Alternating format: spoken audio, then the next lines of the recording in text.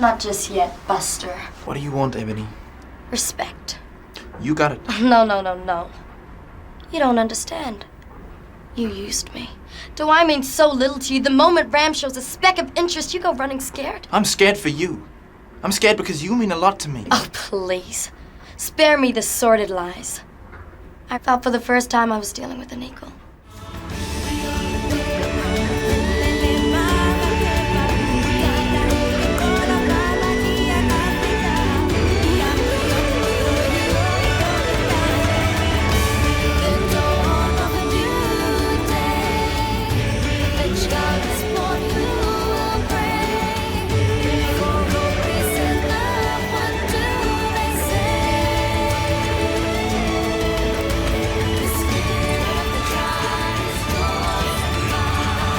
Alright, welcome to Series 4, Episode 24 of Conversation on Eagle Mountain, a podcast about the tribe.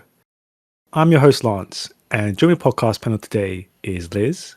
Hello. And Tamsin. Hello. With episode notes done by Matt and myself. So Series 4, Episode 24. The screenplay was done by Marie McNeil. It was directed by Costa Boats. And the episode synopsis was read out by Tamsin. Dee struggles to drum up support for Lex as he prepares to face his punishment. The mole rats become increasingly concerned at Bed's influence on Chloe, and Ebony is a woman scorned. Alright, let's jump straight into a scorned Ebony. I look at you, and all I see is a coward. I'd be very careful what you say, Ebony. If we'd joined forces, we could have had Ram under control like that. We could have had everything. A better world. Each other. A future. As long as Ram has feelings for you, Ebony, there is no future for us. So yeah, what did you make of the confrontation here between Ebony and Jay? I guess it confirms that Ebony seems to approach any rejection the same. She will not let it go. Like, if a guy is basically like, I don't want you, we can't be together, Ebony isn't the type to just go sulking about it on her own. She's not going to burn old pictures and letters or eat ice cream.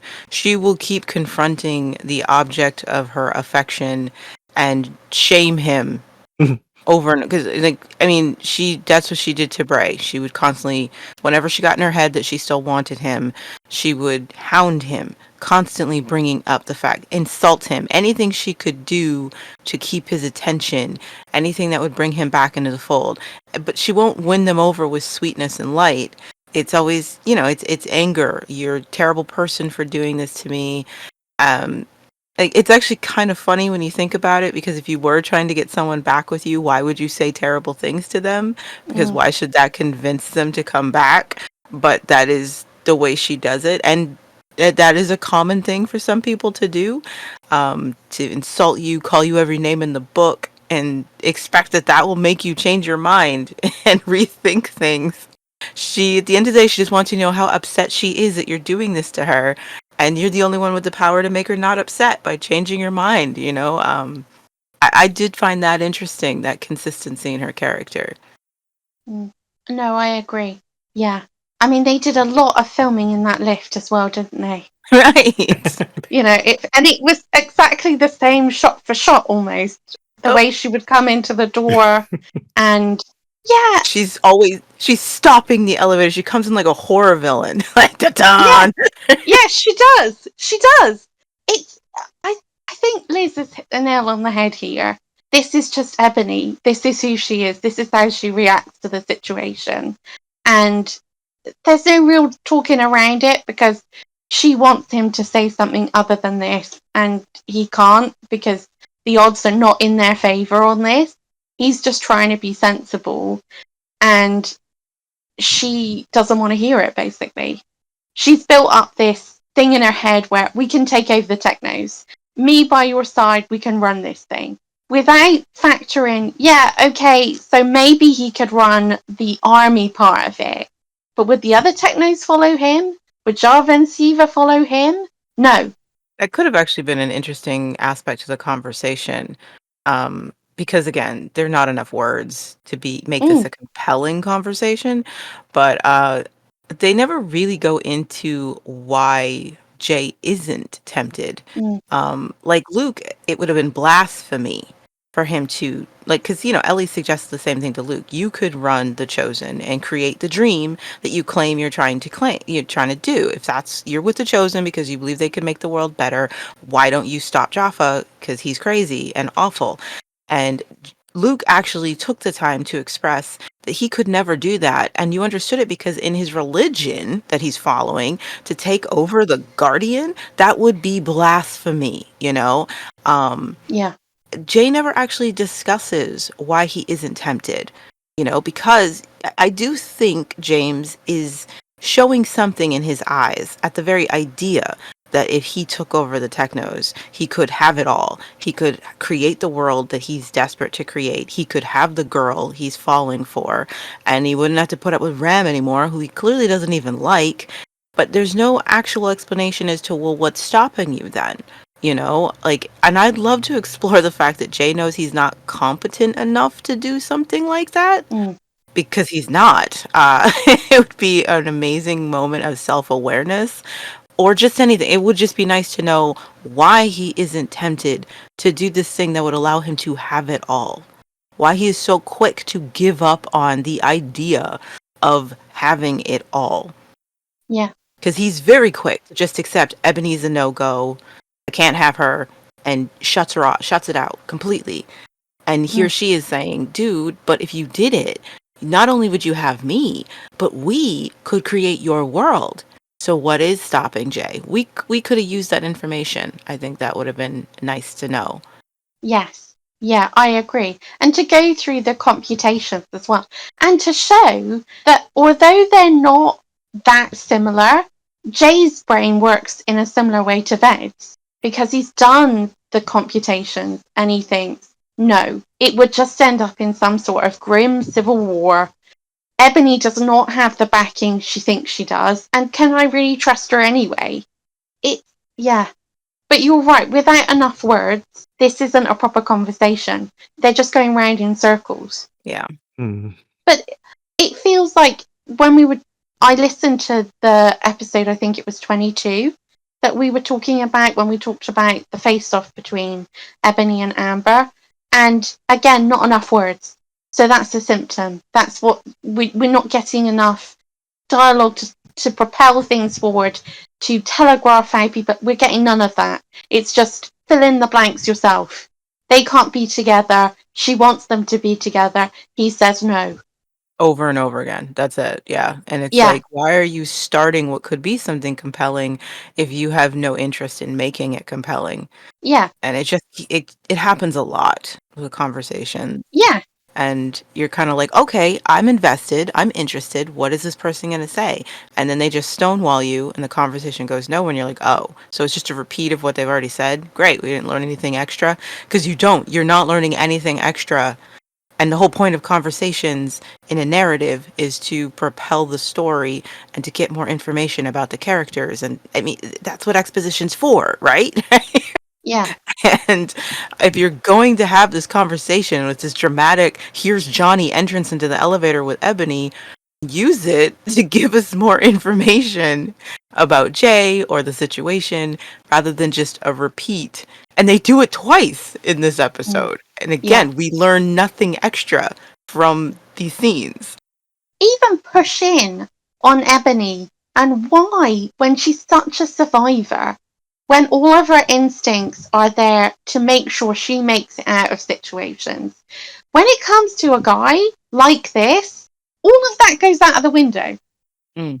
Let's push in on that. Why is she like this? Clearly are not interested in exploring why Ebony does anything, why Ebony is Ebony. They had the opportunity with her sisters and they completely wasted it. And even with her sisters still here, they are doing nothing with who Ebony is, where Ebony came from, why Ebony is. They were never interested. They teased it, but so why use this relationship to explore it, Yeah.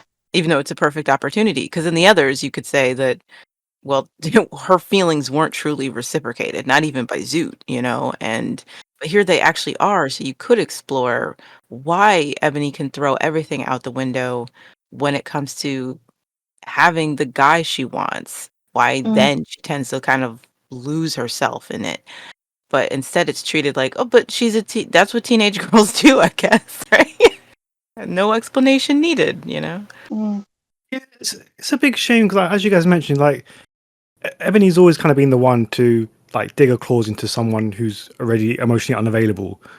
But then here, she's on like the other foot almost. Like she's the one being pursued now by kind of two different factions, and we don't get her perspective from being in that position. Almost, you see what I'm saying? It's like Yeah. it would have been nice to. and she's been in this situation before as well, where she's been chasing Bray, but she went with Zoot. It was a better option for her, and she knew she was never going to get any headway with Bray. This is kind with the Ram J situation. It's the reverse of that. And let's play into that psychology. Right. Why? Why doesn't she want it? Because she doesn't want to share with her sisters because she's madly in love with Jay. But could we not have had her sort of reminiscing about when she made this choice the last time and what a nightmare it turned out to be for her? Hmm. There's a lot that could be done. I actually kind of wonder if, okay, this is just a hot take, so bear with me. I only thought of it a half hour ago. Uh, I was wondering, I'm like, why isn't Jay explaining more why he's so quick to just give up on having Ebony, you know? I mean, not even it's not that deep. We had fun, but I'm just not that into you. I'm not going to sacrifice everything at work. Like, even that would have been acceptable, right? Mm. Why aren't they showing him working for this in any way or giving a really good reason for why he's rejecting it? Okay. And I started to think about their relationship. Now, I love Ebony and Jay, but like you, Tamsin, because I only watched the season maybe a handful of times, I don't have it memorized as well. And it made me realize, does Jay ever truly pursue Ebony throughout their relationship? Or is it always Mm. Ebony pursuing him?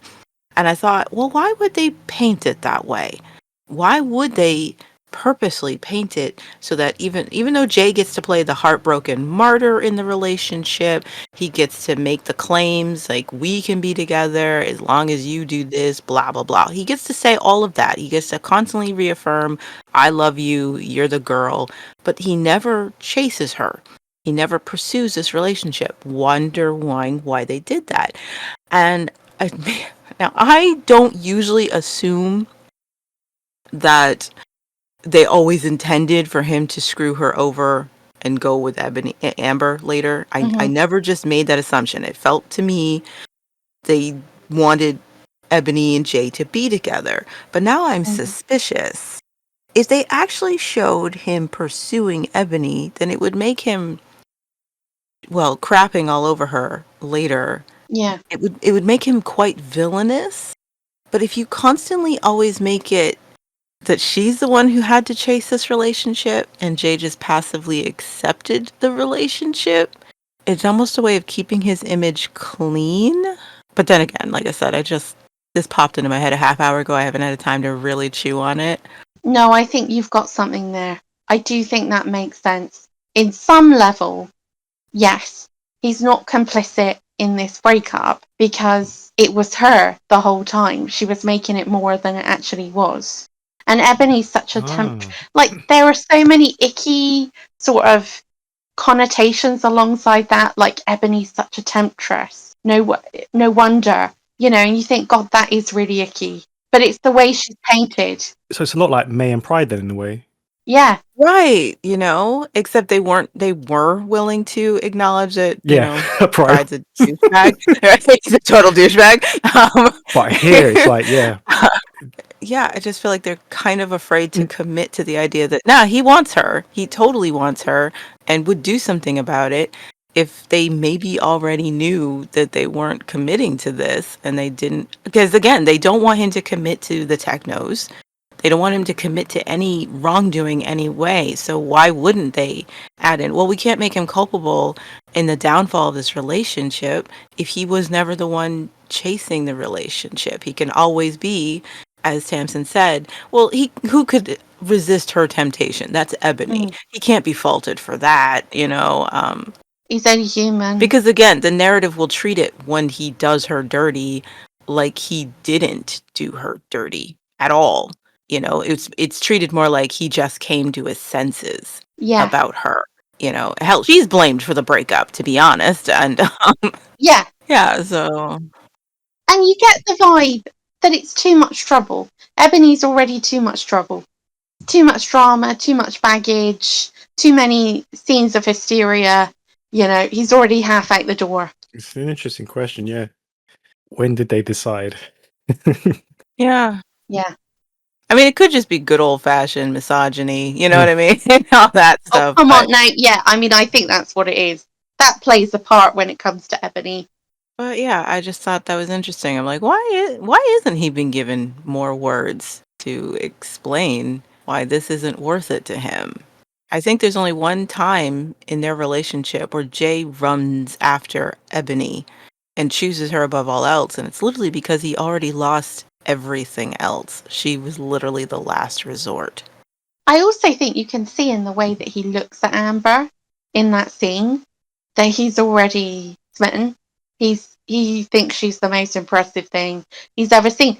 And when they're in that dream, the sort of dream sequence, and she comes and sits on his lap, and it's like he's already there. But there's not enough motivation. So for this to work, it almost needs to be that Amber was the Trudy between Ebony and Bray. That Bray kind of left Trudy, that he left Ebony for Amber, and that this is history repeating itself again. But that's not what's happening, and that's not what happened. Amber and Bray happened years after Ebony. I mean, at least 9 months, let's say, and then a year, okay, since Ebony and Bray were a thing. But still, it's played as if, oh, he's sitting next to Amber now, so that's it, isn't it? This is where that's going. Yeah.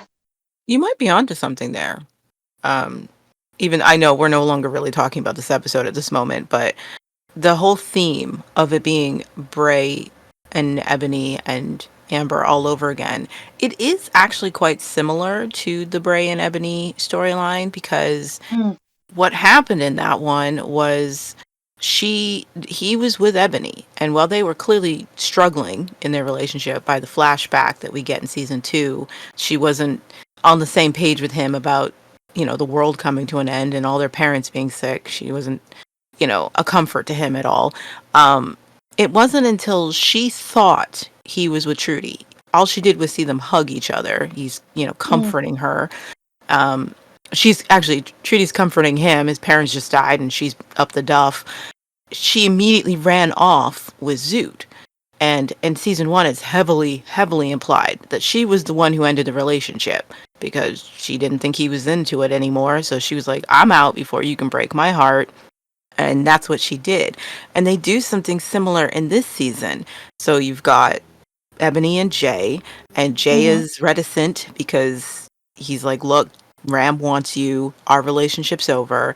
And so Ebony eventually, she takes Ram up on his offer and gets married to this guy.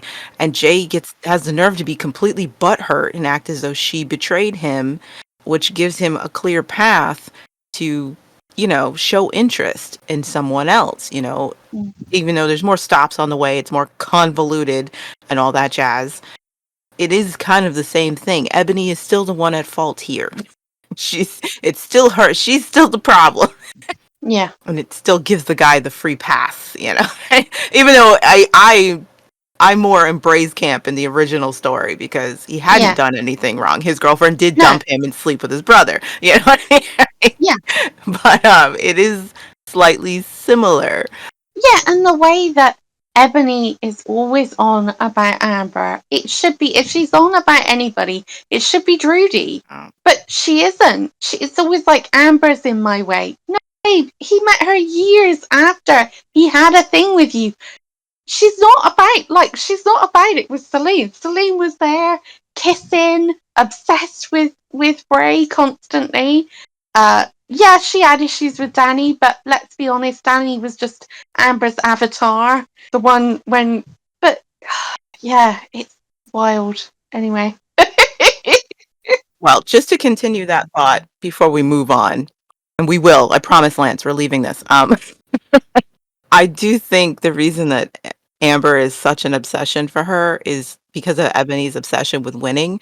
Trudy was not a challenge. True. Like if let's say Bray and Trudy were a couple when she re-engaged her interest in him in season 1, she wouldn't have been worried about getting him from Trudy. Salene was not an issue. Salene was never even on her radar. You know what I mean? To her, like if she had found out that there'd been a tiny fling between Salene and Bray, she would have kind of laughed because Selene's no competition for her. But Amber is that one person she can't seem to win against.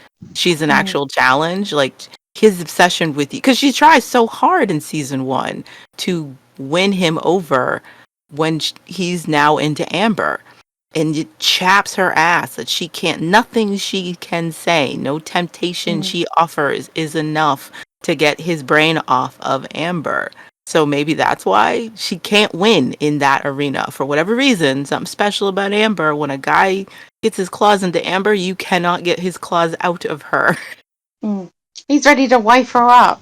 Right. And it's like, why her? Why is she always the wifey material? Why not me? What is that? You know? Okay. That's it. Sorry, Lance. That was quite a tangent. A whole episode on this, though, to be honest. If we ever did a special, we could dig right into this. I think it's just our desperation to have something of interest to talk I was about. just about to say, you guys' conversation just proves like the interesting dynamics that was built up in season 2, season 1. That's what drives us. That's how far we have to go back to enjoy what we now see. I'm like, my brain goes, ooh, Tamsin just brought up something interesting to talk about. Latch on! Latch on! I feel the same way. But yes, unfortunately, back to season 4. I'm not worried about your feelings for him. I'm worried about his feelings for you. Amber, he's always going to carry a torch for you. Hey, but I promise not to light it. So yeah, an interesting scene. What did you make of this frank but pleasant conversation between the two? Does this feel like the final nails in the coffin for the idea that they ever had a relationship, Amber and Brad? Because we've gone back and forth. Because it recently, a couple of episodes ago, we had the confirmation that they had a relationship, but now it feels like we're going right back the other end where Amber's like, absolutely not. And I loved Amber's look on her face when Salene was like, he'll always carry a torch for you. And Amber looked at her like, of course he will. Sorry. I mean... I was like, yeah, of course he will. Who can blame him? It's stuff like this that makes Ebony want to kill her. Yeah, pretty much. I think it's still consistent because it's whenever they're trying to push that there was a relationship, it's usually Pride. He's the first one to tell us there was a relationship between them. He basically told Bray, we're engaged. Okay, so don't get any thoughts about getting your ex back. She's mine. I locked that down. I put a ring on it. And but Amber never really confirmed any of that in season 3. I mean, the most she ever said was, I trust Pride with my life. That's pretty much it. She never said, I love you. We never saw them do more than hug, you know. And I mean, we've seen Amber in love, and she never showed that toward Pride. And again, she never verbally really confirmed what their relationship was.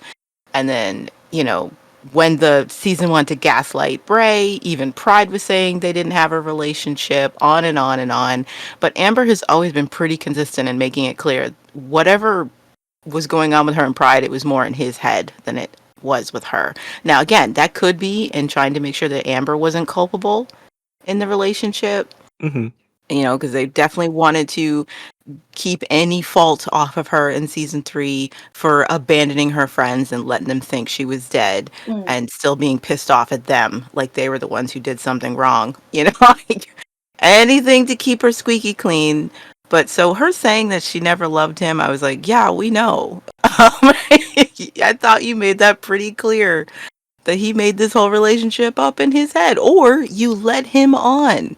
That's what it told me. He was a soft place to land after her heartbreak and trauma, but she's never going to say that. No. But I think that's pretty much what happened. I'm not saying she's a terrible person for it, but let's call a spade a spade. You definitely took advantage of this guy's feelings for you because it was easy. You've turned him into, he's just such a stage 5 clinger. I really think, I know Ebony put the moves on Pride, but really, if they could have gone down that road, they could have been stage 5 clingers together, He'd have definitely put a ring on it.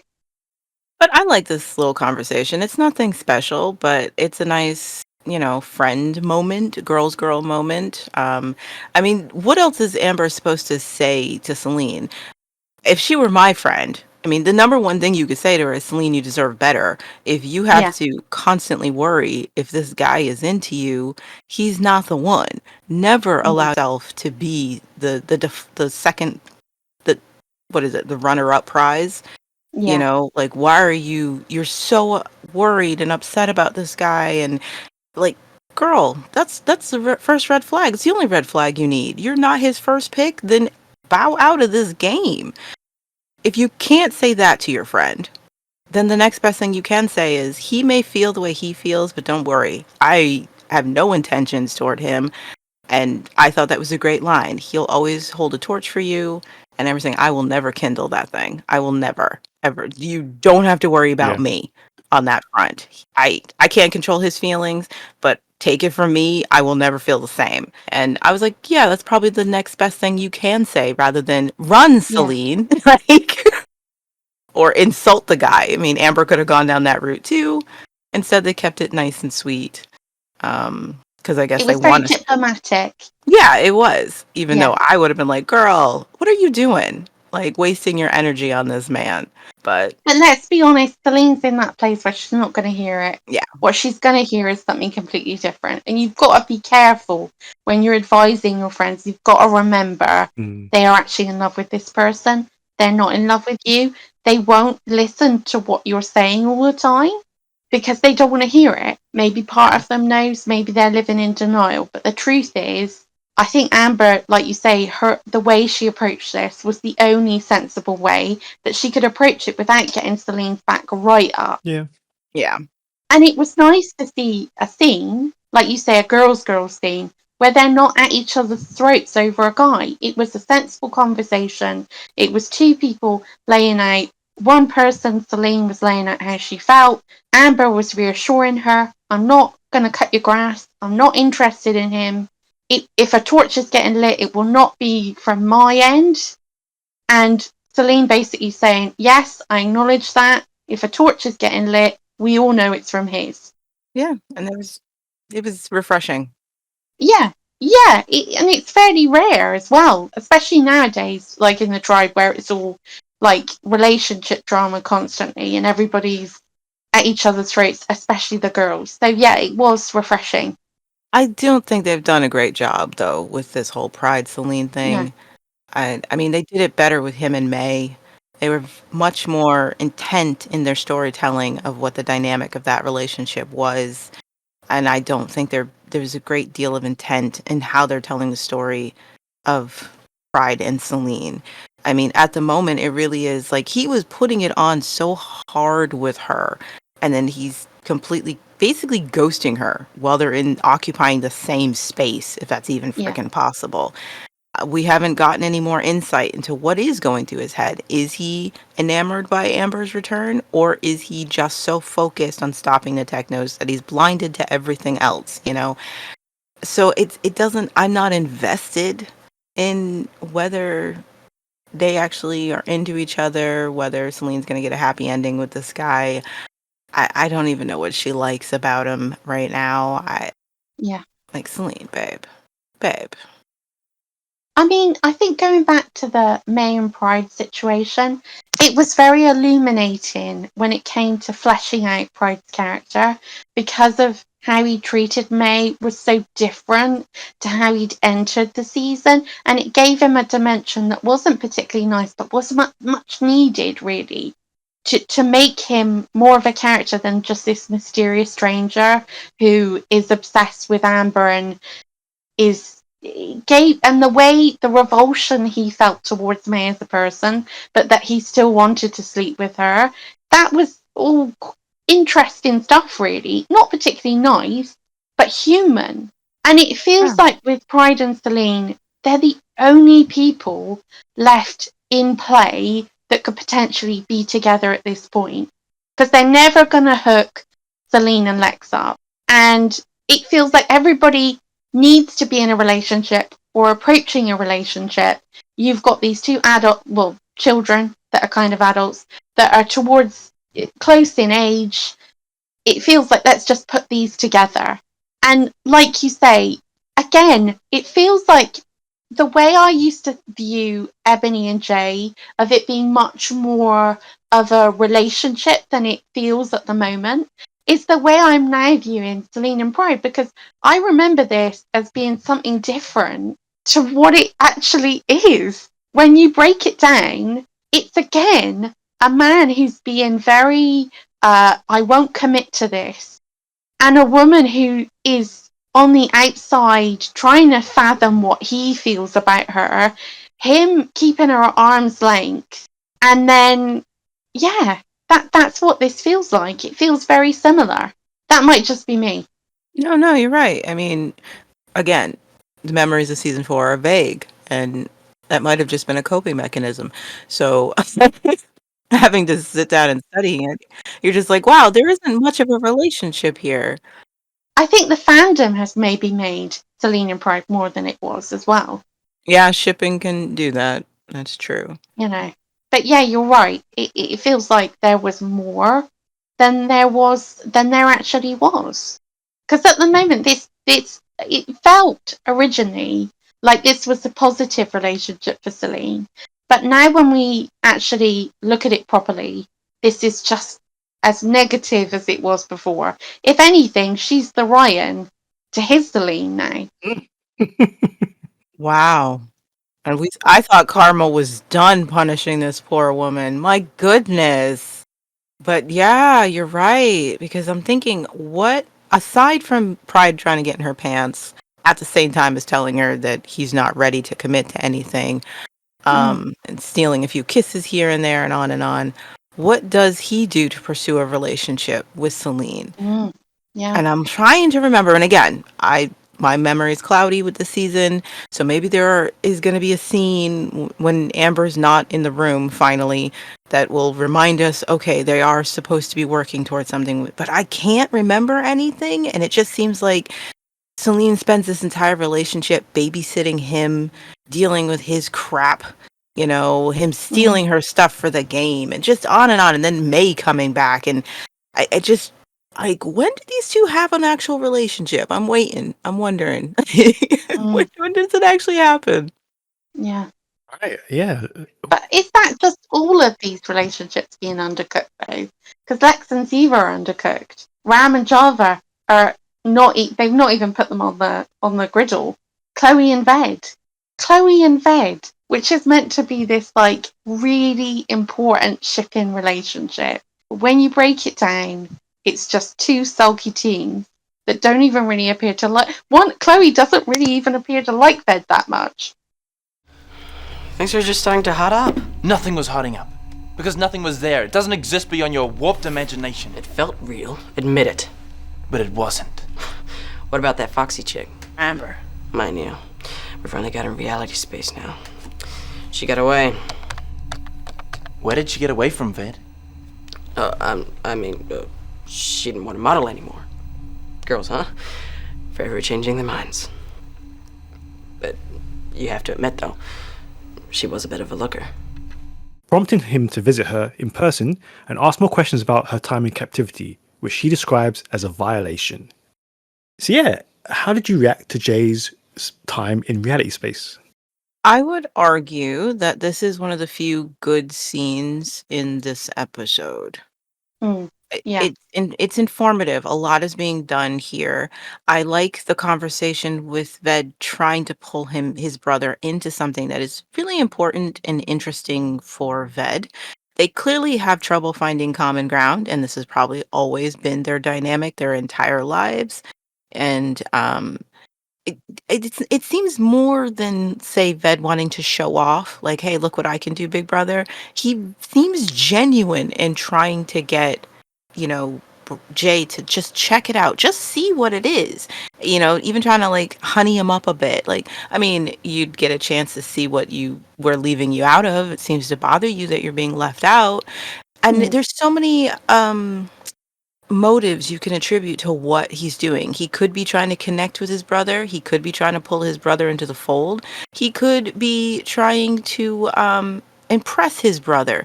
He could be trying to win Jay over for Ram's sake. There's so much going on here, and I find that interesting. Mm. Because why should he care? If Ved really is just a sulky kid who wants to be better than his brother, shouldn't he revel in the fact that he's a part of something that Jay's not qualified to be a part of? Mm. And instead, he really wants to share it with him. And there's no scene where Ram is telling him, bring your brother into the fold, because Ram doesn't care. He'd rather Jay stay out of it, to be honest, because he doesn't want to listen to him. I like that scene of Ved trying to butter his brother up to just check it out, bro. Come on. Look at my action figures. D&D is cool, like, and trying to say it any way that would make Jay be interested, especially how Jay is just immediately like, no, that's not my scene. Never been. Not looking at it. And Ved seems genuinely disappointed. Like, why can't you just look at something I like just once? I know it's not your scene, but the stuff you liked wasn't mine either. Just look at it. Just look at it, please. And I thought it really captured that that sibling dynamic between two people who have a really hard time connecting on anything. And Mm. one could argue that Ved is offering an olive branch to his Yeah. brother. And that's not the first time we've seen him do that as well. Apart from Jay, we saw him do it with Java. That conversation that they had by the pool Yeah. when Ved was.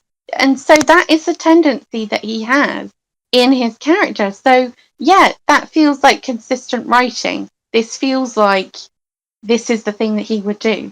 Because Ved has got such a shaky sense of self that he's desperately looking for reassurance from other people, or at least that's how I view it. That he's looking. Yeah. He wants to somebody confirm that I'm cool, please. Yeah, Please confirm that tell I'm me you cool. like me without you Yes. having to hold a zapper to your face.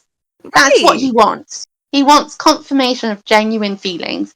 The thing is, he pushes people so far that he will never get that because he's a bully. Yeah. So he bullies people. So of course he's never going to know if anybody genuinely feels that way because you're literally holding a zapper in my face. Right.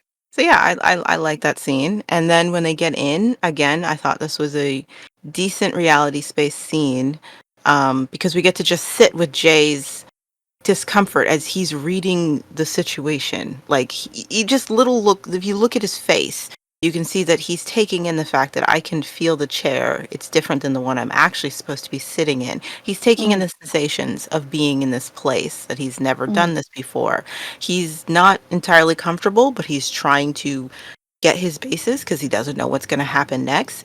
It's on par with Ebony's first foray in there and how mm, confused she was. And she's looking around like, what the frick is this? And, I liked that. I like that realistic confusion and trying to make sense of the sensations you're feeling and the things you're seeing.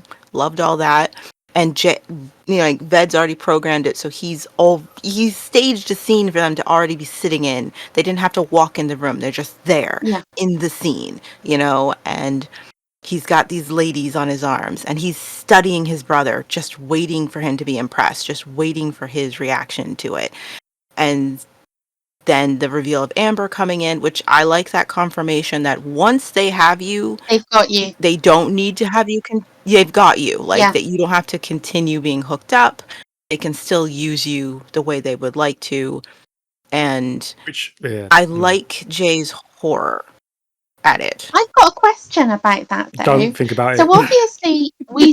What I was Don't. going to say is we never actually see Amber's face in the scene. We see her body, we see her neck, then we see Jay look into her face, but we never see her face, which I think is quite interesting. Because his reaction is Yeah. more important. Because again, Yeah. it's not her. So that is Yeah. also thoughtful direction. It's not Amber. Yeah, I thought it was a great scene. I even like the detail that she's still wearing the clothes that she was wearing Yeah. when she was taken, not what she's wearing now. I liked his horror because he's met this actual person. Yeah. And she had no problem showing him her disdain, her disgust. He's experienced the real person. So having this girl that he's met fall into his lap, and it's implied that she's smiling at him very pleasantly, knowing this, you've taken the likeness of someone I've actually met, and you have her behaving in a way that I can't imagine the real one that I met actually doing. I cannot imagine that person that I met throwing herself into my lap with that smile on her face. And that the fact that being presented with something like this is horrifying to him. His first instinct as he stares and just like, is get me out of here. It's not real. I don't like this. It makes me uncomfortable. I thought that was arguably a good scene. Even though, agree. of course, all of this tech is stupid. But I also think not seeing her is that barrier for us to feel that she isn't real. Because we don't see her face. And we do just see his reaction. So it does make it feel as if that Amber isn't actually Amber. Yeah, it definitely was staged like that. Yeah.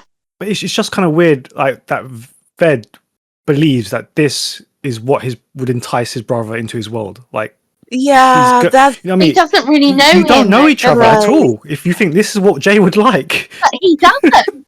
He doesn't know. And that's not just Ved's fault. No, that's also it's both. Jay's. No, it's Jay both has of their been fault. Yeah, it's shown not just one-sided. he doesn't know him.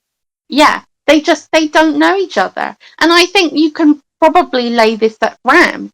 But again, we haven't got enough of the dynamic before they were all together. But you can imagine that Ram has done what he does with everybody, which is just played them off against each other. He's made them go from brothers to acquaintances, essentially, so that he can have them in separate sections. Because it benefits him if they're not actually that connected. Because imagine if Ved and Jay were on the same wavelength. And Ved is almost comparable to Ram, and Ved has friends within the Technos. And then you've got the commander of the military, who is his brother, and suddenly you think to yourself, well, that's a dangerous situation for me to be in. Yeah. That's not comfortable. It's kind of worse than just Ram paying them off each other. Like, they don't know each other's basic fundamentals. You know what I mean? Like, this is a fundamental thing. Like, if someone would like to be thrust into a situation where they can take advantage of fake women, I mean, that's a fundamental thing you should know about your brother. You know what I mean? That's not even a thing that is a situation caused by Ram. That's something they should know about each other. You know what I mean? That's not. It is in character for Ved, though. I will say that. it is. Like, I agree. It's strange that you didn't think of easing your brother into this. He was already reluctant to go in. So wouldn't you take it easy? I don't know why your approach to making him like this is something like this, when it seems very clear that your brother has never shown any inclination that this is what he would like. Right. I mean, I would be surprised, Ved, if you even know what your brother's sexuality is, because in his normal daily life, he never even shows it. You know, I think we all know what Jay's sexuality is, though, looking at him. He is straight. He's given straight. I mean, you could have had a beach, a buggy ride, anything to ease him into this virtual world. And that, no, we're doing sexy girls. Yeah, but is this potentially Ved showing off to Jay, hey, look, I'm not a little kid. I know women. Well, yeah. Look at these women I've designed. That's what I was going to say. It's very in character for Ved, who thinks something like this makes him look cool. Yeah. You know, like, for him, he thinks it makes him look cool. This is why he thinks it'll impress his brother. Look at what I can design. Isn't this cool? Because he's young and doesn't know any better, and is quite disappointed when his brother's reaction is to, ew, gross. Like, Mm. I don't like this, and I don't think you're cool suddenly because you showed me that this is what you do with your friggin' free time. It's kind of like a young person showing off their porn magazines for the first time. I'm dating myself, but that was the thing. If you were a 13-year-old boy and you were trying to impress your older male cousin, that's what you would show them. You'd be like, "Look Google what it, I listeners. got these Google hot it. photos." Yeah, and so I was like, yeah, that's what it felt like, him trying to show off because he thinks this is cool. Yeah. That's why he shows him this, where, Yeah. and it's like, you don't know your brother at all, and you're too young to know what, well, being cool really is, Yeah. Mm-mm. and yeah, so I think it's arguably a good scene. I do Mm. think it's strange that Amber is the one who's chosen, that Ved is like, she's a looker. I just, I had I didn't like that part. it felt a little on the nose. It felt a little on the nose, but I forgive it because it did serve more than one purpose. It informs us that they only need your body once Mm. to put you in their programs. And once they've got you captured, they can still use you any way they want to. So that's important to know. And second, I like, again, the thematic. He's met the real Amber, and that's what makes her behavior here so jarring and just reiterates it's not real.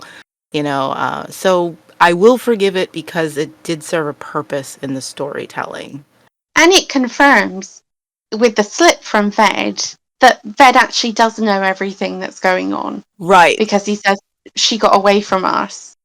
And yeah, it also confirms all of the suspicions that Jay had about Ved's complicity in this. And then it's laid out, like you say, this is somebody that he's really met, and this is her body being used. And I think modern parallels would be AI, how they use celebrity images in AI to get celebrities to do things. Right. Mm-hmm. Exactly. It's rare for the show to remind me that it was ahead of its time because it's been a while Yeah. since it's had anything thematic exploring the fact that it was ahead of its time. And we have Amber later on saying, well, I'm not sure if it's later or before, they can do anything they want with me now. And how she finds that A violation. a personal invasion. Yeah. Yeah, violation. Yeah. And this is exactly what they're doing with her. Which is so freaking human nature. I mean, this is exactly what it's the first thing we turn to. Fortunately, I yeah. don't know what it is. Yep. Oh boy. Ram wants the full set. You, Siva, and me. Perhaps he hasn't realized yet that your veins are filled with poison. Java, I didn't come here to trade insults.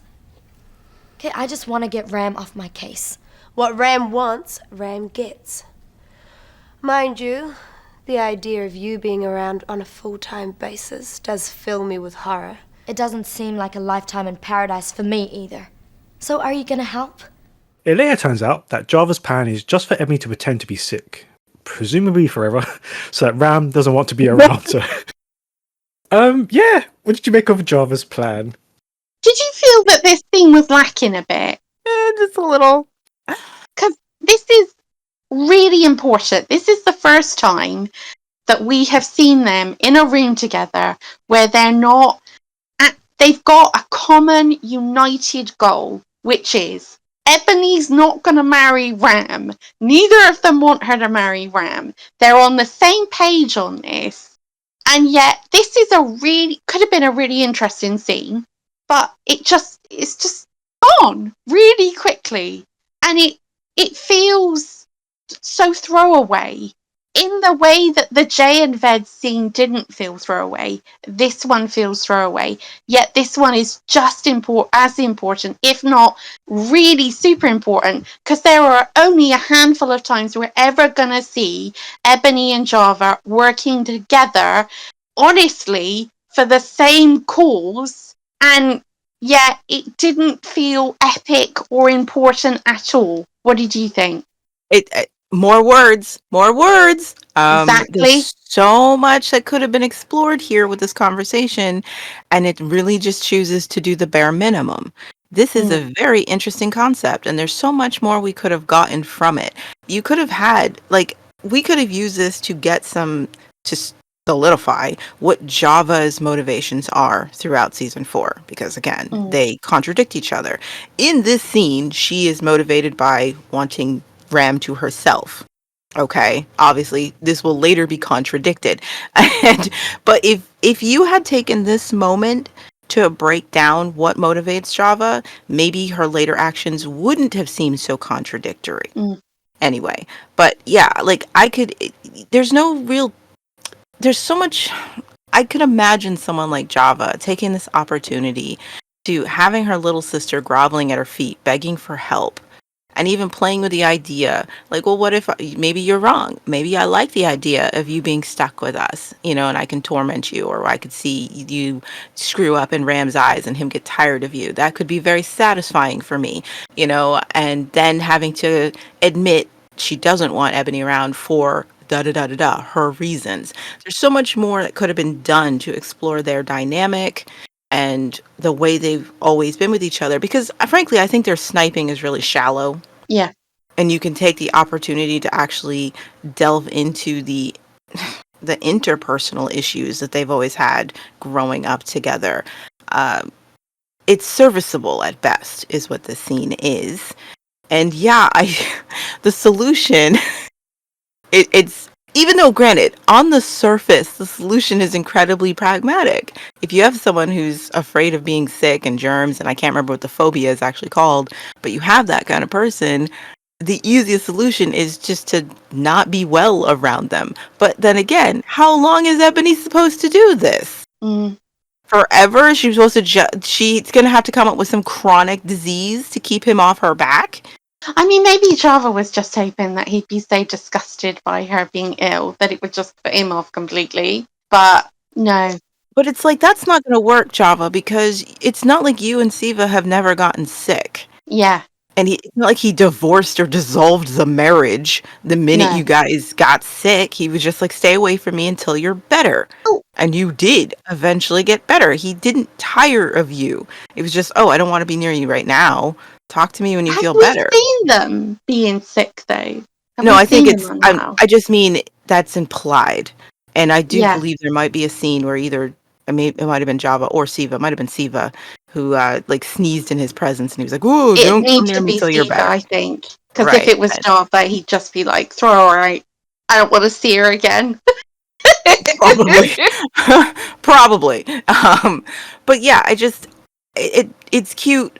And it's kind of funny. I will give it that. It did make me chuckle that her solution was as simple as just pretend you're sick, and you get that sense that yuck, as if Ebony, you could have come up with that on your own, but you didn't. And there was something playful about that energy that I did like. But at the end of the day, it's like, how is this going to save her in the long term?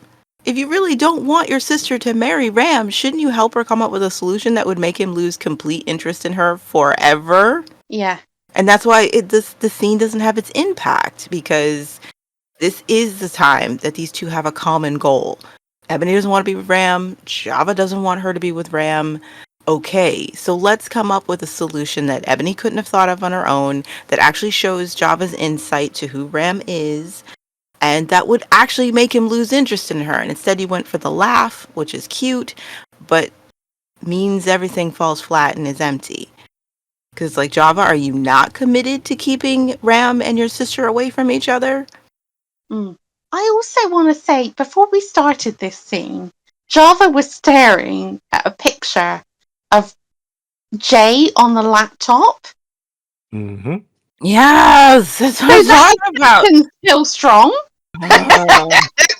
Like, why do you keep doing that? Make up your mind. What does Java freaking want? The writers don't know, so they're playing it both ways. They're keeping this in play just in case they want to use it, and they're also at it's so cynical. And again, it feels like Java's not a character. She's just a set of motivations that block Ebony. Exactly. But she's not really a real person. She's a plot device. And yeah. Oh my gosh. I'd also say something bothered me when Java came out, you had the bead curtain, and then they started talking. It was like Ram has just left the room. He has ears. He can hear you. Why are you talking about your plan when he's literally just left? Learn to close doors. Let's normalize that. He'll conveniently never know that they were acting together because he forgot about the camera he has in Ebony's room. Exactly. Or we could kind of excuse that a little bit though, because maybe that's a live feed and not a recording, so he didn't ever see it. But or he was somewhere else. But like, That's make it said, make sense. it's convenient that Yeah, it can't be all the things all the time, Yeah. and yet none of the In things. this same episode, he's right there when Lex manages to shout out at him on the video screen. Like, come on, you can't be. How can't have it both ways? Either he's watching the monitors all the time, or he's not. Like, what is it? Which one is it? Frustrating. Then again, I wouldn't expect you to waste your time worrying about him. You've got your own problems. I do? From what I saw. But then again, I could be reading too much into it. Into what? After all, could just be a friendly chat. Amber and Jade do have a lot in common. Leadership qualities, all that sort of stuff. What are you talking about? Just left them at the cafe. Very cosy. They make a lovely couple. Yeah. What do you make of Dee in this episode? And yeah, her kind of knowing about Amber and Jay. I like the use of Dee. It's nice to see that they've remembered that Dee is on the board and she is a playable character. I was really surprised by the mosquito that was next to her, and it took me a while to remember that there were other mosquitoes that survived. It wasn't just Dee. I was like, who is this? When did they start? And it felt like lots of characters we've not seen were unlocked. Like, we got a mosquito, and we got one of the militia, one of, you know, the Ebony's bully boys delivering her fruit. It felt like we were seeing characters we hadn't seen before, and that was interesting. But it was nice to see Dee getting a bit more to do and being better at it than Lex. But again, Dee is very much in the shadow of Alice, isn't she? This feels like maybe dialogue that could have been Alice's. Alice running the market while Lex is away. Alice being the only one to push for Lex, trying to make sure he was okay. Dee's been given a lot of that to do. Yeah, I felt that too. I felt pretty much everything you just described. I was like, wait, where did that militia guy come from? Yeah, I was so surprised when that militia guy showed up. I was like, there are other people with other tribes. Have I missed an episode or something? What's going on? Where's he come from? They're like skins that you unlock in a video game. Yeah, that's what it felt like. You have unlocked Random Mosquito. You have unlocked Militia Man. I felt the Alice comparisons, and I think a lot of that is because they haven't done enough to distinguish Dee as her own person.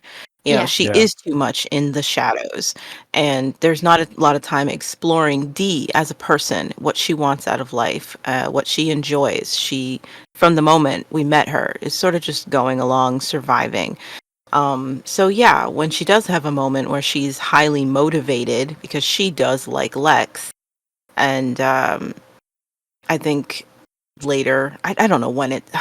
Again, Dee is so undeveloped, unfortunately, that I can't even remember when she confirms that she likes Lex. You know what I mean? It's just sort of in the background, you know, just floating around, hinted at, but they don't do anything with it. But it does, instead of it feeling like Dee taking an action because of her own personal motivations of liking this guy, it feels like, oh, we've seen this with Alice, you know, rather than attributing it to Dee as a person of her own. And that, again, that just comes from them not really doing much with her. I did like her doing it, though. I liked being reminded that she can be just as mercenary as anybody. I like those little moments with Dee. And I can't really... honestly, I can't really argue against the Mallrats not caring that Lex got him into this trouble. When you think about the group of people that Dee is appealing to, half of them feel like he's sold out to the technos and aren't pleased with it, but there's nothing they can do about it. Other half doesn't even like him. They just tolerate him living in the same building as them. And Like, what do you expect him to care about? You know, he decided to, what do they say? Lay with dogs, you get fleas. You know, many of them are looking at it like that. You know, like, he's been the one so eager to play their game. Why should we care that he got ensnared in his own trap playing in that game? You know, also, it would be weird for them to care so much about Lex being taken by the Technos when they don't care about anybody I else was being just taken about by the to say, Technos yeah. except for Amber. I was just about to say, yeah. If they haven't had so much care for all the other people taken away, why should they care for Lex? Yeah. Wait, Amber's the only one they were like, we're gonna do something about this. Everybody else has been like, there's nothing we can Yeah. do. So why should that be different for someone they don't even really like Yeah. that much? Yes, a good point. Yeah. Would have been so weird. I would love it if they were still the do or die tribe they once were, where it didn't matter how you personally felt about someone. When the tribe was in trouble, everyone came to play. But they haven't been that in so long. Like, what do I expect? I mean, gone are the days where Lex and Bray would stand for each other while expressing, I still can't stand you. You know what I mean? Like, Mm, but we are a family and that's what we're doing today. You know what I'm saying? yeah. Those days are long gone. Yeah. So yeah, D, I mean, sorry, D, you appealing to the fact that they're a family? Barely. Barely they're a family. They're a drop-in refuge at this point. Everybody's on their own. And as I was going to say, as for Dee hitting upon Ebony's jealousy around Jay and Amber, she touched a nerve. I don't know how knowing it was that she touched it, whether she had observed. I mean, she spends a lot of time with Ebony, but I don't think enough to know how Ebony ticks. I didn't like it. So I think this was just, she went fishing and she touched a nerve. It felt really on the nose, you know. Like, again, I get it why Amber, I guess, is Ebony's trigger, but it does feel like, how does Dee know Right. what has been going on between Ebony and Jay She wouldn't. so much that she would understand that this could bother her? I mean, she's saying it to needle her, but that means you need to know that it would needle her. Yeah. And I'm trying to figure out when Dee worked that one out. Now, maybe she's just more observant than she's been given credit for. She does seem to watch a lot, even though she has nothing to say about what she's seeing.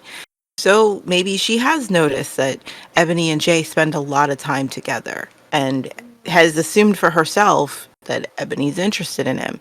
Maybe she's projecting. Dee spends a lot of time with Lex, and part of that's because she likes him.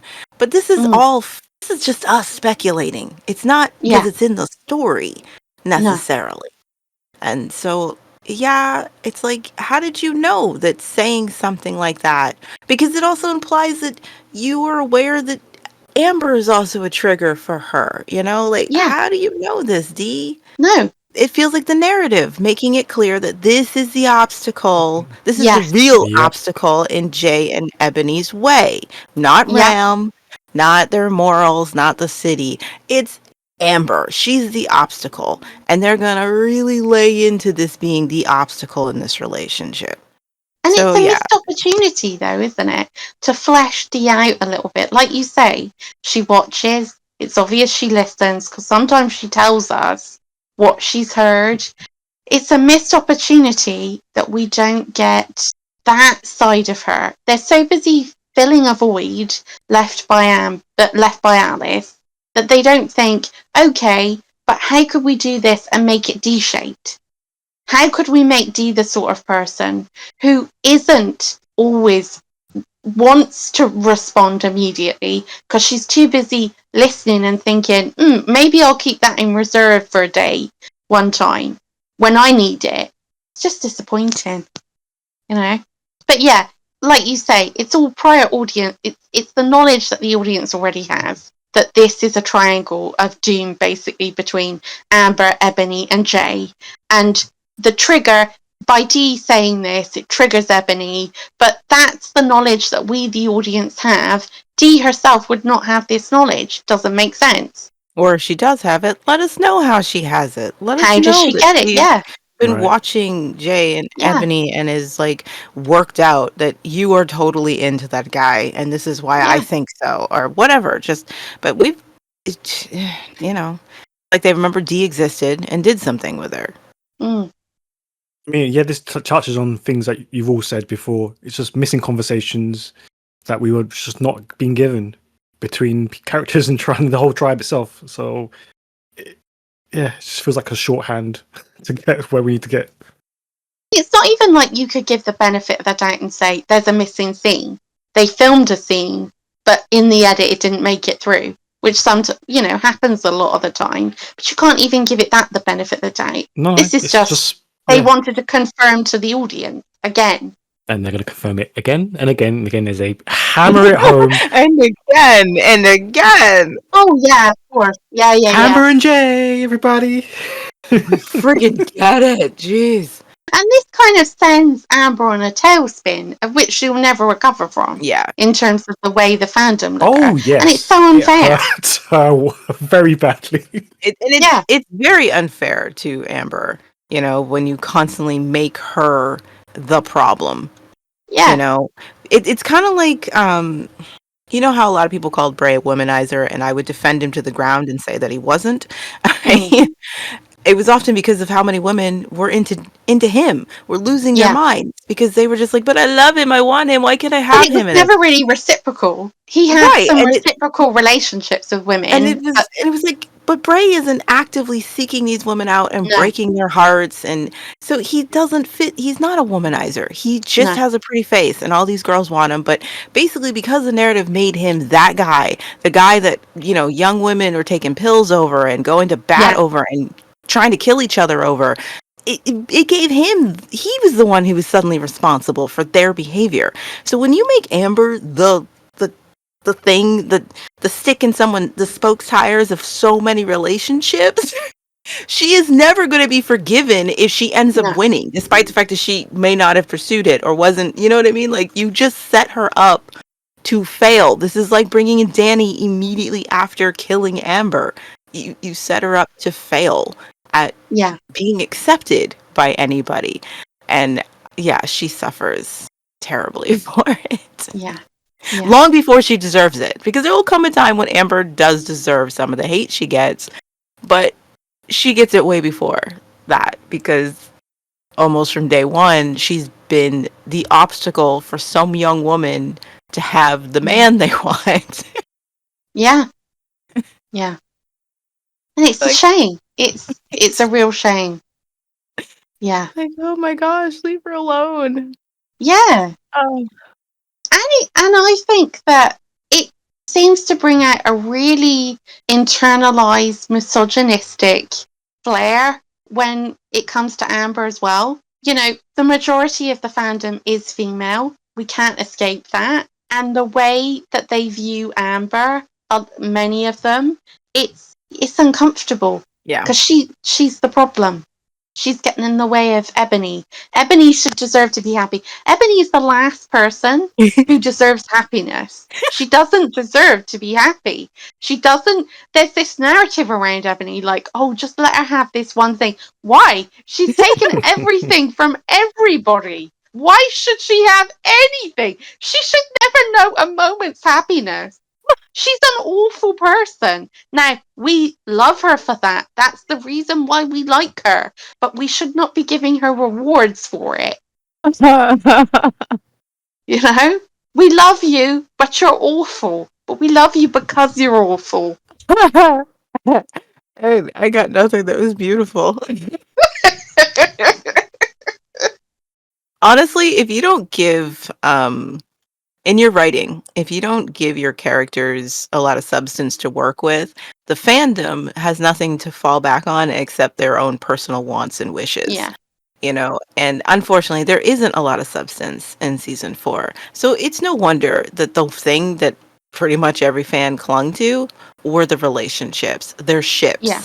And they defend those ships to the ground because their ships are literally all they've got coming out of this season. There's nothing else worth it. There's nothing else. They don't want to think about any of the other stuff. They just have their ships. Their team this, their team that.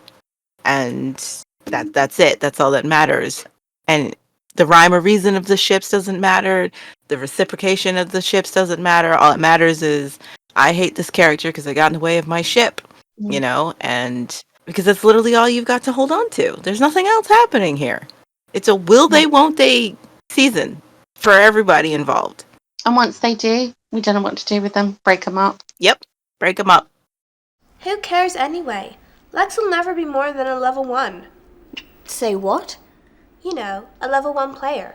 He'll never amount to anything in the game. Chloe? What? And neither will you, on account of the company you keep. You're just jealous. This isn't helping.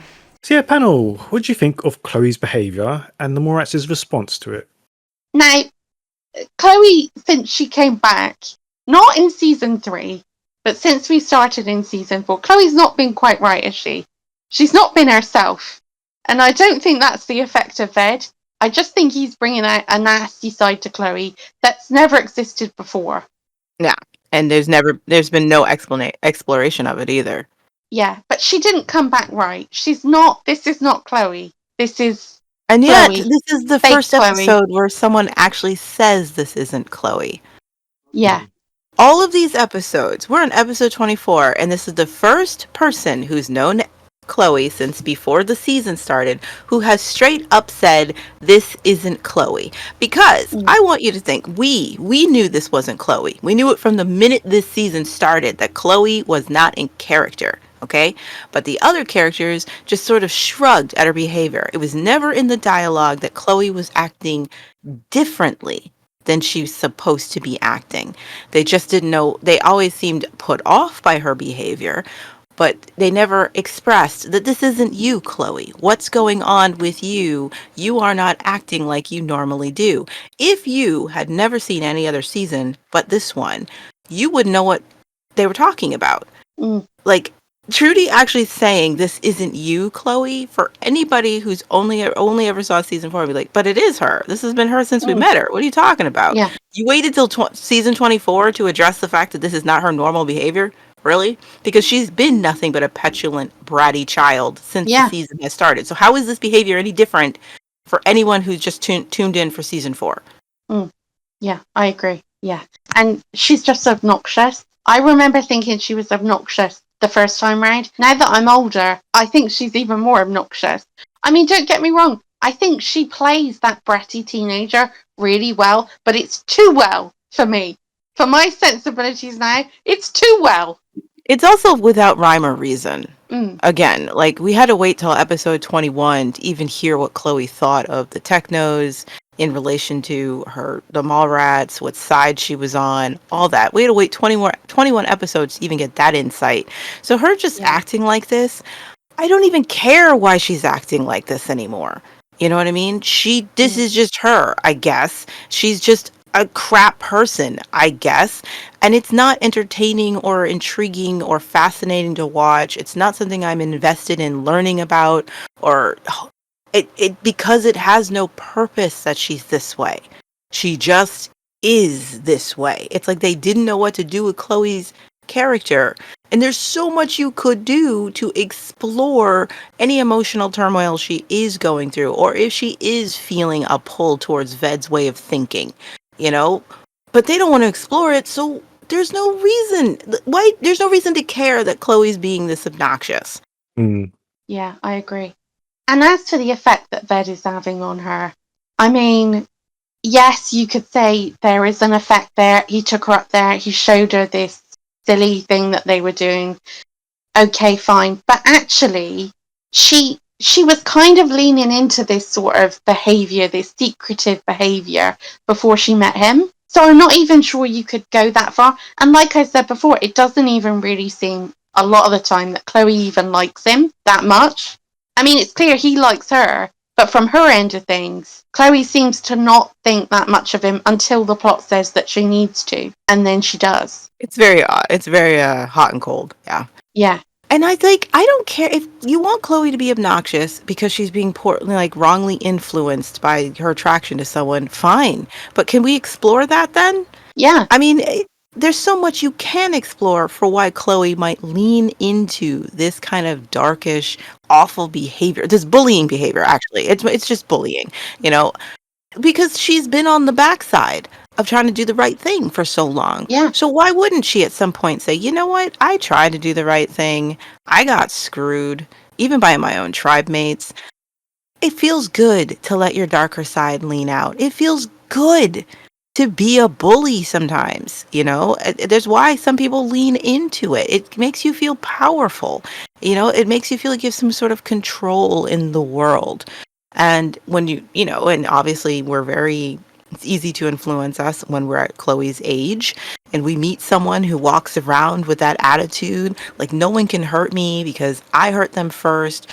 We can latch on to that. Like, wow, I'm so impressed by this person. I want to be like that. I want to be cool like that. I want to be tough like that. You know, I want to be untouchable like that. You know, but we're not going to explore that either. So who cares if Chloe's being obnoxious? They could have been throwing rocks. It could have been a lot worse. Yeah. They're throwing face cream on people. Mm. You know what I mean? Like, they could have been throwing literal crap at them, and they're not. So honestly, I don't even care. I don't care because you're not doing anything with this. Yeah. Yeah, I completely agree. And like the elephant in this situation is the fact that, like you say, Chloe's been through some really difficult situations. She went to a prisoner camp. She was treated really badly by her tribe. She could have died. You can understand why she's gone a bit off the rails now. It makes sense, but like you say, they're not going to explore No, it. that happened. And but it feels like they've hollowed out the Chloe we had, who was intuitive and sensible and an interesting character for someone so young. They put a lot into her, and we've lost that. What this is just Brat 2.0, just assign it any sort of name. Like, if Patsy'd still been around, this would have been Patsy. It could have been any young teenage girl in this role. Yep. This is not assigned to Chloe. She's just there. It's not character motivated at all. It's just, we'll give her that to do. So, Because the really interesting thing is somebody like Chloe ending up with somebody like Ved. That's interesting because everything about her before this season would tell you that never in a month of Sundays would she end up with him. Yet she does. So let's find out, is she fighting some part of herself? How does she view him really? No, we're not going to do that. It's not interesting. We're not going to play with these characters properly anymore. it's like it's the laziest shorthand of writing. Yeah. Like, the tension between Chloe and Ved is that, well, she acts horrible because she's dating him. Yeah. That's the drama. That's it. That's all the drama there is to it, you know? There's not much else. There's nothing else. There's nothing else. Cool. That brings us to our final thoughts of the episode. So Lex is brought for his punishment and is put inside reality space, with Ram leaning into the sheriff motif. While Lex appears to be enjoying the game too much, Ram then changes the program so that Lex is now able to feel the pain inflicted on him. What did you make of reality space and Ram's use of torture? Well, I wanted to say welcome to the series Oscar winner Taika Waititi and Perrier Award winner Jermaine Clement. Thank you. I thought they looked familiar. I was like, okay, I know those faces, but I couldn't remember. And I was like, isn't one of those guys in a band? Like, really funny, like, parody band or something? And I was Flight of the Conchords. But I was like, you know what? Tamsin will know. Like, that was my thought. And she does.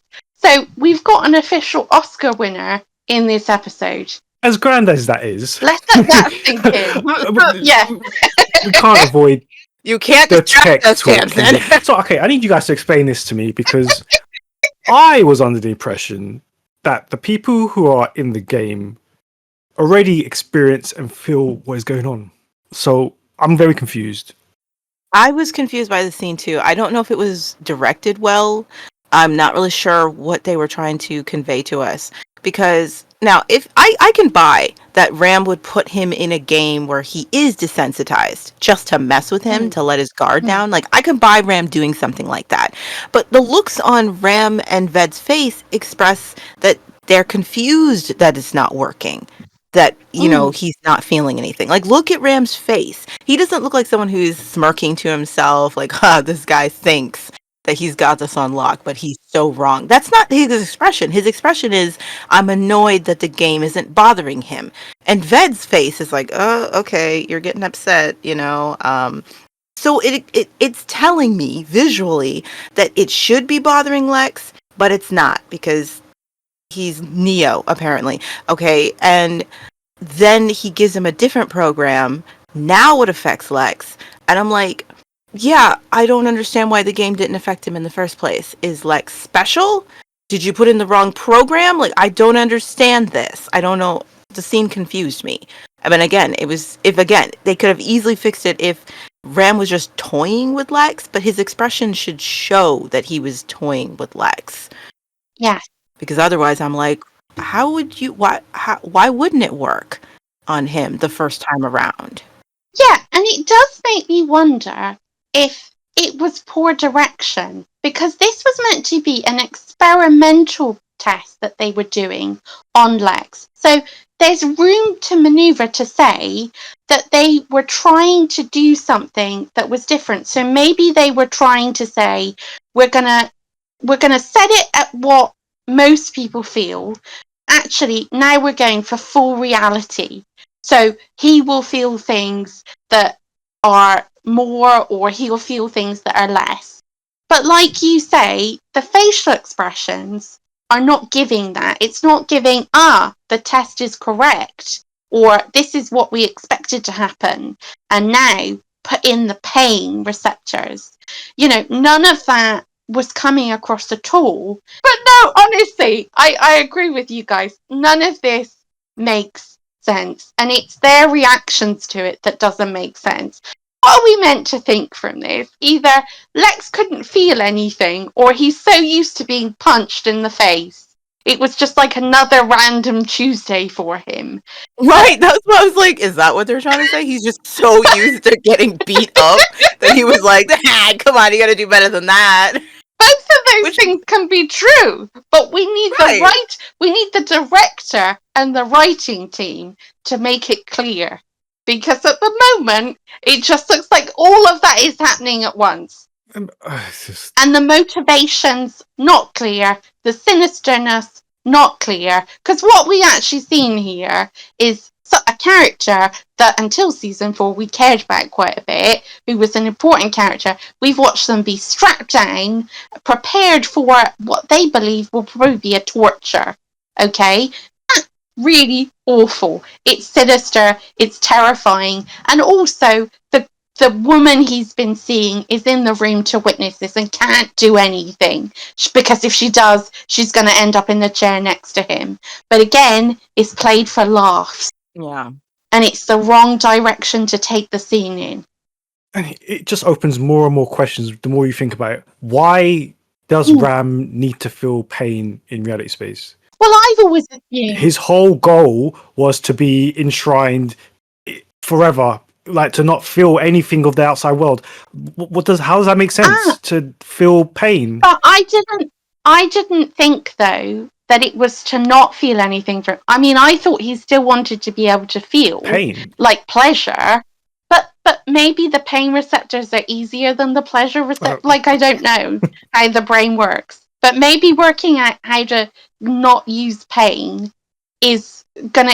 I don't know. The thing is, it's vague. It doesn't make any sense. Well, I think we're trying to pull sense into being here. Yeah, and we it's are. not happening. I think they're falling back on the generic mad scientist trope, where it's like, I just want to know if I can do it. You know, that's what they fall back on with him a lot. That's why Ram does most of what he does, because he just wants to see if he can do it. But yeah, that seems to be the problem with most of Ram's motivations. It's just a mad scientist who just wants to know. Doesn't matter if it's a good idea. Doesn't matter if it makes logical sense. I mean, I suppose I'll speak for Sabine. because she likes to sometimes defend this stuff. So I'm going to be fair to her. Maybe he's exploring the fact that if his goal is to live in reality space for 1,000 years, he wants it to be as realistic as possible. He Yeah, does, which you know what I mean? Makes yeah. sense. So that might explain why he is determined to explore everything people genuinely feel from reality. He wants to make sure that his reality can reproduce all of that for his Yeah. own sake and just for the lulls. That's me trying to defend what might be going on in this guy's head. Yes, yeah. And I think that that's a perfectly reasonable suggestion, because I think, yeah, that is Ram's goal. He wants to live for eternity in reality space. He doesn't want to know what the difference between real and not real is. He wants to think that it's real. He wants to entomb himself, like you say, Lance, in it, right? But the thing is, he needs to test this out on all these people. That's what he's doing. I'm going to take umbrage with that part you said. I don't think he wants it to be completely real. I think he likes the dimensions that he can add to it, all the extra stuff, all the special areas and the special things he can have. I don't think he really wants it to be real, if you see what I mean. No, but I mean, when it comes to the texture, he wants to be able to feel the grass, wants to be able to see the sky, it's a real sky, wants to be able to Then it feel goes back to like the environment. It goes back to the painting question then. Why would what happens if he hurts himself? What happens if he breaks his leg in reality space? You know what I mean? Like, Well, why would you want to feel that? Maybe when we saw the original trial, which was Lex getting smacked in the face and not really feeling it, was what Ram would like to feel if he was to be smacked in the face. But that's not what we're told. That's just... So that's where the narrative breaks down, because we are trying to find meaning in this. It's meaningless. Doesn't make any sense. Ram is just Dr. Wu from the Jurassic Park series. He just wants to do this stuff. Doesn't matter if it would destroy the world. He just wants to prove to himself that he could do it. He's crazy. I mean, he is crazy. He is seriously unwell. I mean, we can all agree with that. So, yeah. But I don't think his intention had been to go into reality space yet, was it? That's what we'll be told. He went into reality space. We don't know. Yeah. We don't know. That's his whole goal. We know. That's what we'll be told. His whole goal. That he wants to eventually. Well, but I don't think that's this year's plan. It is. Well, honestly, that's why all these tests have been going on. That's why he does the whole game. Is so he can get data on how people are long-term react inside the game. This is apparently the whole plan, so that he can then put himself. I don't know if I don't recall if Ram ever states straight out that that's been the goal all along. I kind of feel like they pulled that out of their buttholes towards the end of the season. To give him a motive for everything. And we, the fans, are like, oh, okay, so if that's the end goal that he came to, then that's why he must be doing these things. But I have a feeling that wasn't the beginning goal when they started writing season 4. I really do think it was not when they wrote the technos and they were creating the bios for these characters. I would not be surprised if in Ram's bio that wasn't anywhere in there. I feel like that one really did just come out of the ether when you reach the point where, oh gosh, we need to start coming up with answers for why these guys do what they do. Now that the shiny has worn off. And suddenly this was Ram's goal all along. Because frankly, the goal doesn't make a lot of sense. I remember the first time I heard him when he first finally says it. I'm like, say what? That's what this was all for?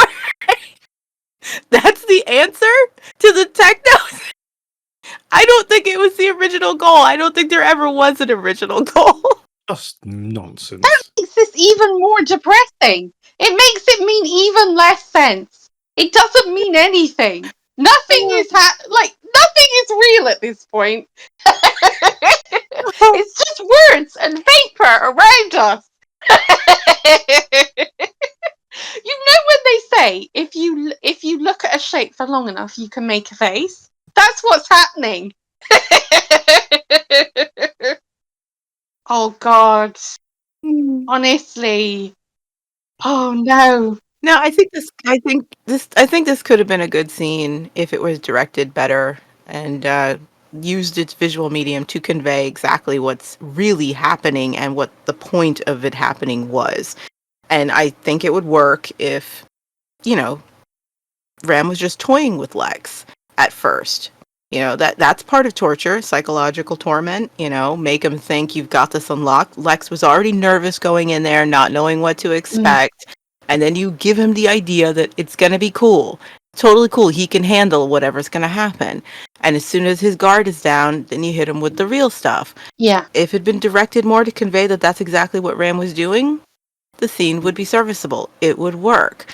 But because of the way it's directed, it seems like he made a mistake. And if he did make a mistake, then that should be conveyed. That they put him in the program that would have bothered most average players who aren't used to being punched in the face on a regular basis, you know? And that's the funny thing about Lex. He's been in so many street fights. He's like, you're going to have to hit me harder. That should be conveyed, you know? But I just think instead it comes across as confusing. Yeah. No, I agree. I think that hits the nail on the head and then buries the body. Because, I mean, we don't care that Lex is going to be tortured, so you got to give us something to latch on to. Because if you think that our worry about Lex is going to carry the scene with the way he's been written, it's not. Yeah, exactly. Are mistaken. Yeah. If this was season 2, yes, definitely. Season 3, possibly. This version of him, absolutely not. No, don't care. So you have to give us something else for the tension to be relying on. And so it could have been around, you know, the psychological torment of him and da-da-da-da-da. Yeah, but us caring about the character isn't enough to carry the scene. His own family doesn't care about him. I mean, seriously. We don't care. I'm not even invested in Siva caring about him. No. Even the D stuff, it's just all hollow. It doesn't matter. He could have been shipped off. No big deal. It feels very obligatory that somebody cares, you know, that D's, it's like, well, somebody has to give a crap that he's being tortured. But we haven't given the audience a reason to care that he's about to be tortured. No. Especially when he walked into that butt kicking all on his own. Yeah, it was his selfish refusal to listen to what Siva was asking him to do that led him into this. So it was well-earned punishment. He wasn't even trying to protect her. So there's not even an honorable sacrifice to any of this. Like, he didn't care what happened to either of them. He did it all for the nookie. No, he just wanted thanks. So yeah, it could have been a much better scene. I mean, there's some details that I did like. I liked how, he's being mocked. He goes in there, he's got this comically oversized sheriff's hat. So, and they're always making fun of him. They always say sheriff derisively and stuff like that. So that's a detail I liked. Even the playfulness at like, oh, he fancies himself a sheriff, a gunslinger, will throw him in a Wild West sort of scenario.